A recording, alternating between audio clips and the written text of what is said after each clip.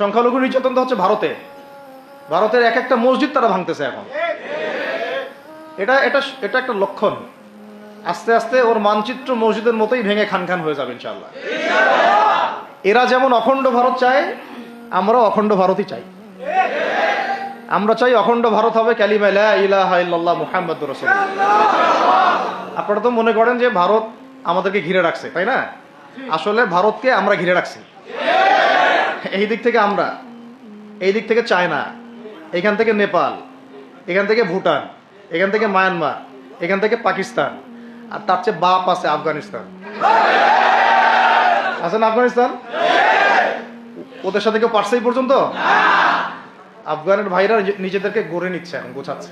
এখন কথা হচ্ছে, আমরা একটা কাপুরুষতার পরিচয় দিচ্ছি। নেপাল ওকে টাইম দেয় না, ভুটান টাইম দেয় না, মায়ানমার টাইম দেয় না, চায়না তো দেয়ই না, আর আমরা তাকে একেবারে প্রভুর আসনে বসায় রাখছি। আমরা কি দিছি? আমরা ইলিশ দেই, আমরা ট্রানজিট দেই, আমরা রেল দেই, আমরা বন্দর দেই, আমরা আর কি দেই? গ্যাস তো দেই মাশাআল্লাহ। তারপরে পণ্যগুলো তো দিচ্ছি, গার্মেন্টস দিয়ে দিচ্ছি, আমাদের প্রশাসনের মধ্যে লোকজন দিয়ে দিচ্ছি, কর্মী শ্রমিক দিয়ে দিচ্ছি। এই জন্যই তো বলি, কেন সে স্ট্যাটাস দেয় যে এই স্বাধীনতা তার স্বাধীনতা। এটাই তাহলে কারণ। তার মানে তারা আমাদের সার্বভৌমত্বটাকে স্বীকার করে না, তাই না? তারা যদি আমাদের স্বাধীনতা সার্বভৌমত্বকে স্বীকার করতোই, তাহলে তো এরকম স্ট্যাটাস দিত না, দিত কি? তো এখন কথা হচ্ছে, আমরা মাথা নত করার জাতি না। আমাদের নবী মুহাম্মদ সাল্লাল্লাহু আলাইহি ওয়াসাল্লাম মাথা উঁচু করে দাওয়াতি কাজ করছেন। মার খেলেও কখনো তিনি মাথা নিচু করেন নাই।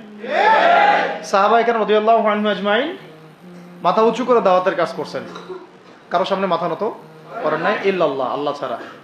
মার খেয়েছেন, হিজরত করতে হলে হিজরত করেছেন, কখনো মানুষ গালি দিয়েছে, গালি সহ্য করেছেন, কখনো মদিনা চলে যেতে হয়েছে, দেশ ছাড়তে হয়েছে, দেশ ছাড়ছেন, আবার কখনো ইসলামী রাষ্ট্র কায়েম করতে হয়েছে, রাষ্ট্রও কায়েম করছেন। জিহাদ করার দরকার, জিহাদও করছেন, কেতালের দরকার, কেতালও করছেন। আস্তে আস্তে মক্কা বিজয় করছেন, করেন নাই? সিরাত পড়তে হবে, সিরাতের ধারাগুলো আমাদেরকে বুঝতে হবে।